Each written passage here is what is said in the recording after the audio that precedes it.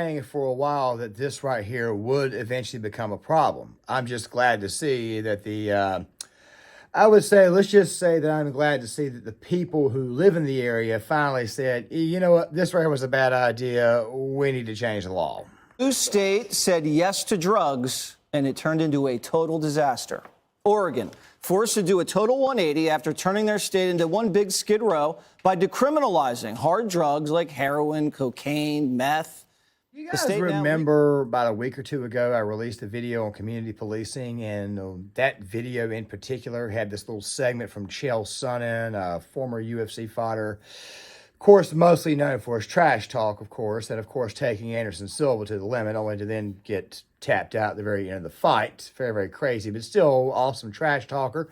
Apparently, he's considering a run for governor of Oregon in 2026. However, if you guys remember correctly, there was a little segment, and of course, I've broken it up into two separate segments, talking about the issue in the state of Oregon, which, by the way, pertains to drugs.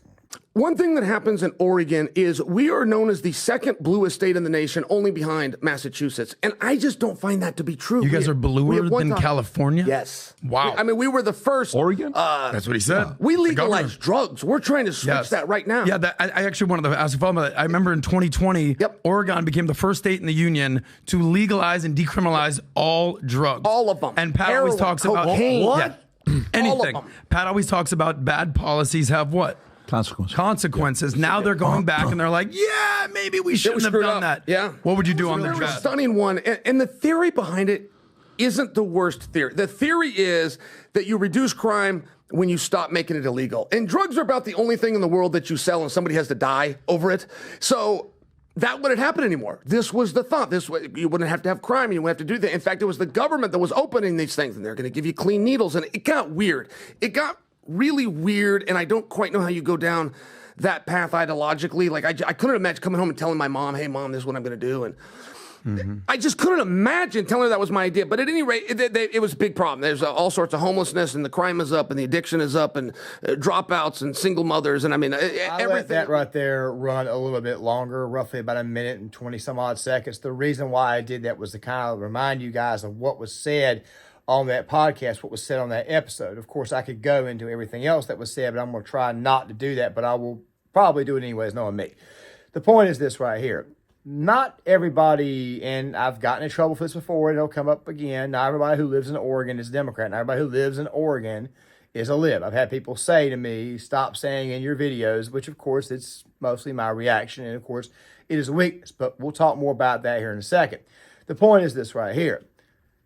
I think that the current regime that's in the state of Oregon is starting to lose people in Portland itself. Knowing libs and knowing liberals themselves, they would just allow the chaos to continue.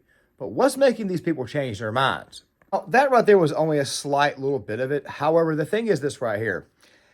It's not a good idea. It's really never a good idea to decriminalize anything that could cause any form of harm. Okay, now I understand somebody's probably going to say, that depends.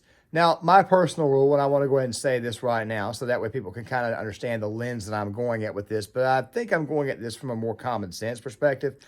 I think something like, say, marijuana, for example, am I okay with legalizing it? For medical purposes, yeah, because some people obviously need it to mellow out. Now, as far as recreational purposes is concerned, I've got a little bit more laissez-faire attitude on it. I don't want it sold illegally, but then again, at the same time, though, I can understand how somebody would, I don't know, maybe in the sanctity of their own home, maybe have one, but still I think a prescription needs to be given out, and I think the person who has it needs to be legitimately screwed up enough to actually get said piece of equipment or a piece of medicine for medicinal. I know I'm saying that kind of screwed up, but still, basically what I'm saying is that if you have a medical condition that actually requires it, then okay. I don't want the crap sold. I don't like the idea of legalizing it because it could cause all kinds of problems. But still, then again, at the same time, though, there are also people who obviously do get drunk and get behind the wheel of a car and go out and drive and damn near kill somebody or kill somebody out there. Very, very bad stories, very, very tragic stories. But still, though, when it comes to drugs like, say, heroin, opium, cocaine, anything that's injected, shrooms, methamphetamines, fentanyl, yeah, that crap right there needs to be kept the hell away from the public, especially kept the hell away from children. obviously the state of Oregon, after they chose to practically legalize all this stuff, they obviously saw that this was a bad idea to do so. So obviously the state, they looked at it and they said, you know what, we need to re-criminalize this stuff, as you guys will see. Is reacting to major changes coming to Oregon's drug laws. Governor Tina Kotek has signed a bill that will recriminalize drug possession in the state. Fox 12's So-Young Kim joins us live from Southeast Portland with the details. So-Young?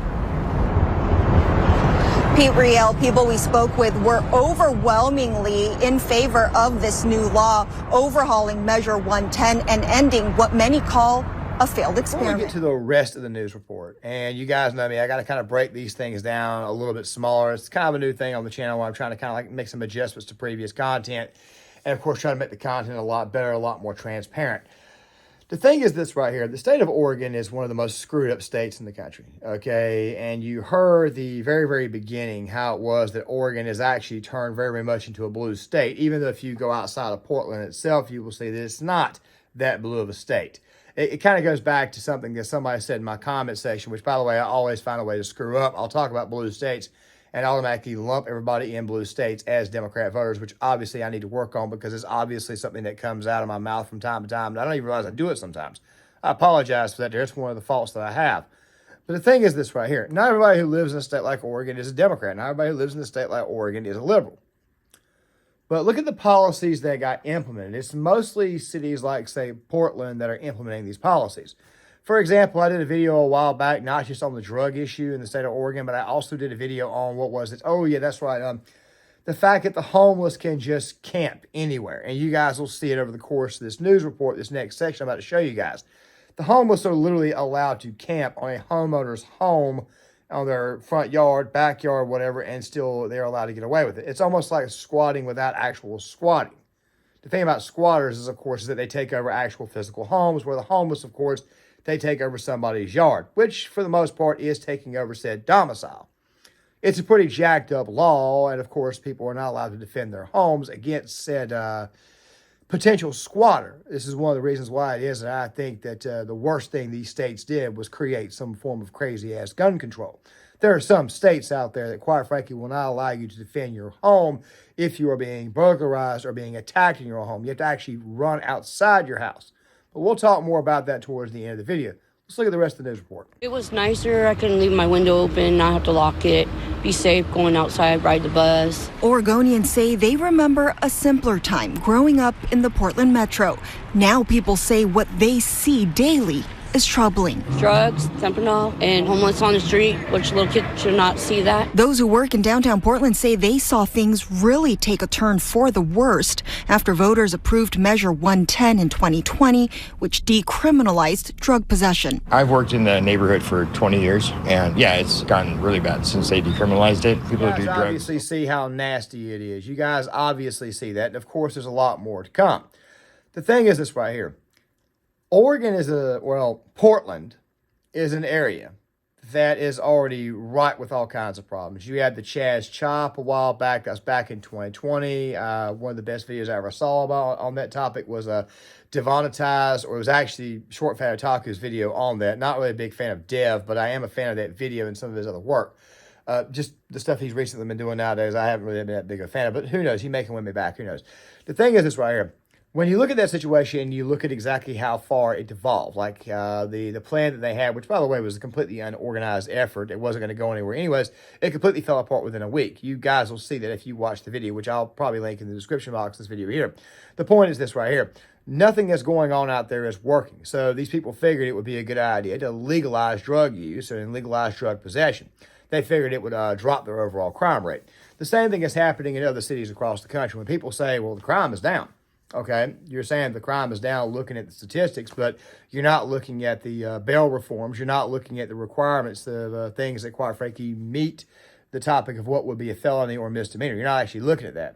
If you pay very, very close attention, you'll see the state like New York, they dropped a lot of crimes off the list that would be classified as felonies. They removed them down to misdemeanors.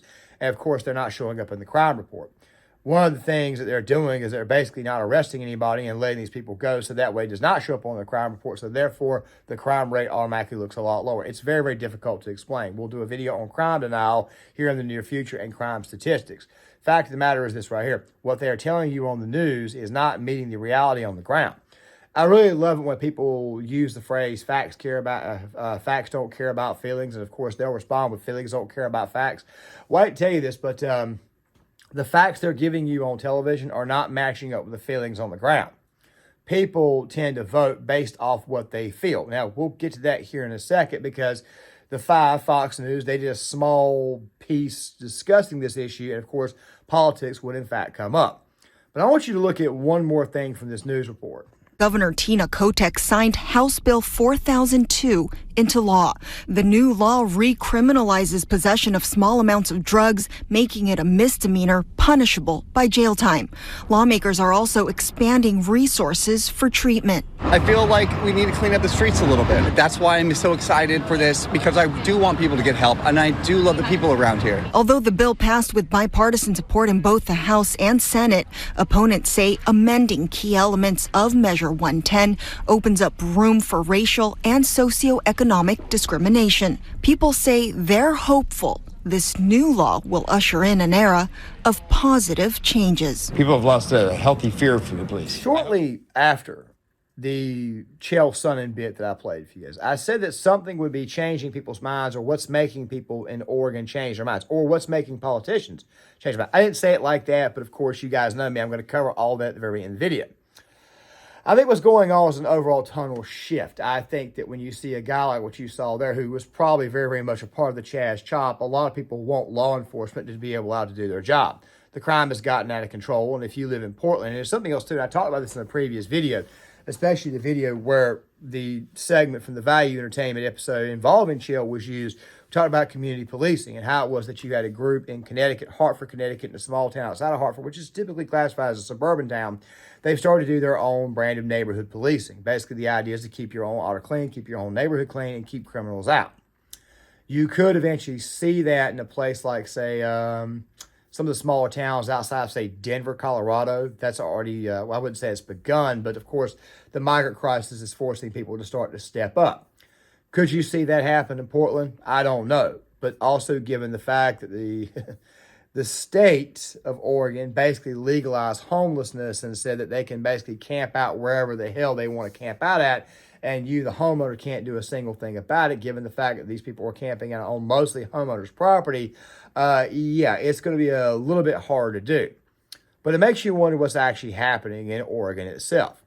Which brings me to this bit from Fox News, which, of course, I'm going to play the full thing for you, and obviously in little digestible bites. Of course, I got to stop it because of copyright. The thing is this right here. What Dana Perino says at the very, very end, I think is the thing that you might want to concentrate on the most. But I'm going to play what Tarloff and Jesse Waters says anyway to add further context. Recriminalizing and slapping folks with potential jail time for possession only took 3 years of straight-up chaos.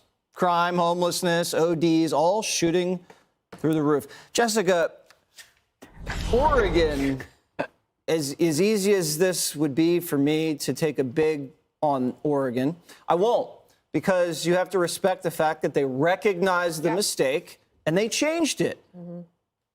Absolutely. I'm so reasonable today, aren't I? Something weird is going on, but you did. Jesse is saying that he practically, for the most part, can forgive these people because they recognize they got something wrong. My feeling is this right here. And, of course, I've talked about this in previous videos. Unless, of course, you watched the video I did on the situation in New York where random women are getting attacked. I said, and I maintain this, if you vote for these policies, you get what it is that you vote for. It's very hard to feel sorry for somebody who constantly does it to themselves. It really, truly is hard to do so. However, I do feel for the people who live in those areas that can't get out. That's kind of the point that I was trying to get across with the New York City video, because a lot of the women who were getting attacked are probably people who did not actually vote for the policies. A lot of them are probably college ladies who are there, or they're people who commute back and forth to work. Maybe they got to run around the city. Maybe they got to move around the city, and they probably didn't vote for the policy over there. They probably didn't even vote at all, or they may have been fooled. Of course, this is also the same thing with squatters. However, there are people out there who openly do, in fact, vote for this crap, and they get what it is that they vote for, and they immediately get red pill as a result. This right here could, in fact, be one of those cases where I would say the best way to red pill somebody on the left is to do what? Give them what the hell they want. They thought it was a good idea to legalize drugs, and now look at the situation. They're saying to themselves, holy crap, this right here was a god-awful bad idea. You see what the hell is going on in our beloved Portland. It's completely falling apart, even though Portland had been falling apart for decades before this. It's just got to the point where now the blight is so bad everybody can see it and, quite frankly, can smell it. Let's continue. Can find this middle ground between being wanting more cops on the street or being tough on crime and saying we can still have gun reform. For instance, that there are these salient liberal issues that can break through and be married up with being reasonable, and that it's dangerous for your city and your communities. And this is what we're talking about with like the Oakland City Council meetings, for instance, or what happened in Chicago. The citizens of these cities are not saying to you, I woke up and I'm a Republican.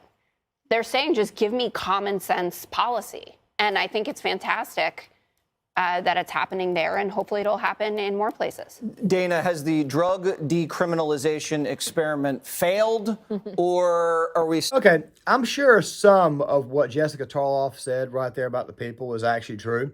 But I want to go ahead and say this right now. There's a reason why compilations of Jessica Tarloff getting owned by Greg Gutfeld or Jesse Waters or somebody else on the Fox News panel exist. It's because she doesn't live in reality.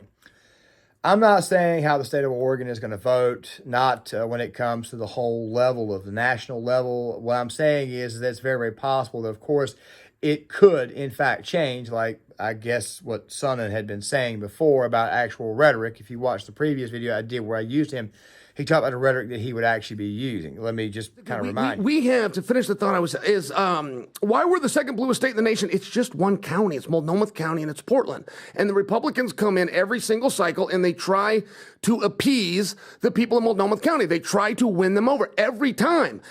I don't know why they do that. I will annex Multnomah County. I will put it on Zillow and sell it to the state of Washington, and I will roll in and take Vancouver from them. I have no idea why they're trying to appease any of those people. I'll buy all their property. I will pay them, and they can leave.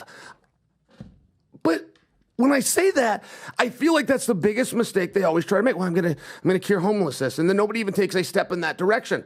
Multnomah County has made it very clear they don't care about crime, they don't care about drugs. We burnt Portland to the ground, and the mayor joined in. They blame Trump. There's another way to do it. I mean, when I get asked this in Oregon, I ultimately run, and it's either going to be my success or my demise. But I'm going to tell them I'm going to bring back the lynch mob. That's what I'm going to do. What does that mean? I'm going to bring the lynch mob are the good old boys that put on masks and they come in and they handle the business. If you want to kill somebody or you want to rob them, your trial is going to be right here in the street. I'm not being literal when I say this, guys. But I'm talking about from a standpoint that I'm going to let Multnomah County. Now, I don't know if that stuff would ever get done, but still at the same time, the rhetoric oftentimes is what the hell gets somebody elected. And of course, he also complimented the governor of Oregon, saying that she actually does go out of her way to work. However, basically the point that he was trying to get across was that people in Oregon have had enough. Which brings me to what Dana Perino said. Pay attention. 8 in 10 are looking at the drug issue, and that will influence their vote. Look, typically most elections come down to the economy and a heavy dose of foreign policy. 1980 was a great example. The economy was in the gutter, the inflation was through the roof, and U.S. foreign policy was terrible. We looked terrible on the world stage. The Iranian hostage crisis, the Soviet Union had just invaded Afghanistan, and Jimmy Carter looked pretty weak. Now, I think that Jimmy Carter is one of the worst presidents in American history, and I think that Joe Biden is way worse than he is. However, that being said, Carter, a former peanut farmer and a guy who still does a lot of, even in his extremely old age. Last I checked, he was in a hospice care, and he's been fighting it for over a year. Carter, I don't think was a weak man. I think he was just a weak leader. You can be a strong man and still be a weak leader. I think that was the truth about Jimmy Carter, especially given the fact that Carter builds homes and stuff. But still, at the same time, the point is this right here. He was just a weak leader, not a weak man. Biden, for the most part, is a man who blusters. He runs his mouth a lot, and he has openly harsh intentions. The liberals who run Portland, Oregon, I say Portland because, of course, as I said before, you got to distinguish between the two. The citizens of Oregon itself versus Portland. The liberals who were in charge there, for the most part, they don't seem to understand the danger. One of the problems that I had coming up through, especially going to college, especially when in the paralegal field, when politics did get brought up, especially given it was an election year, politics was constantly brought up. Myself was kind of at fault for some of it. I'm not going to lie to you guys. It amazed me exactly how clueless people on the left were about common, everyday, ordinary life. For example, the Biden administration just completely drained the strategic oil reserve. I'll probably bring that up in a future video and explain what's probably going to happen as a result of that. They completely drained it, and of course, when they drained it, they sold off all the oil because the price of oil right now is through the roof. They thought it would be a good idea to get a quick buck. And while it does make sense right now to do so at this point in time, it also does not make sense. I know it sounds very, very crazy, but still what I'm saying is this right here. We don't have the oil right now in case we have to go to war, in case something breaks out. The price of gas is probably going to get a lot higher. It's smart in a sense, and it makes sense to make an additional buck, but it also doesn't make any sense in an election year to do this. It wouldn't make sense, period, to do that at all because you're actually making people suffer a lot more. That's why the price of gas is going up much, much higher. The fact of the matter is that someone like, say, Biden, for example, is just a guy full of bluster. He's both a weak leader and a weak man. The liberals who run Oregon are just flat out stupid. They're just flat out dumb. And they don't seem to realize that the people who live in those areas are getting sick and tired of it. So do I think that Oregon's going to go red in the 2024 election? No, I don't think it is. If anything, it'll probably remain with Biden. RFK will eat into the lead, but it'll for the most part remain with Biden. However, what could happen is that the state and the local offices themselves could begin to change. So you may want to pay attention to that, especially given the fact that they just screwed up on that. So it makes you wonder if the next thing these people admit is the homeless situation. But I'll be here to talk about that when it happens. With that being said, guys, please tell me what you think in the comment section. Please hit the like button, subscribe, share the video, sign off in the comment section, and I'll see you guys later.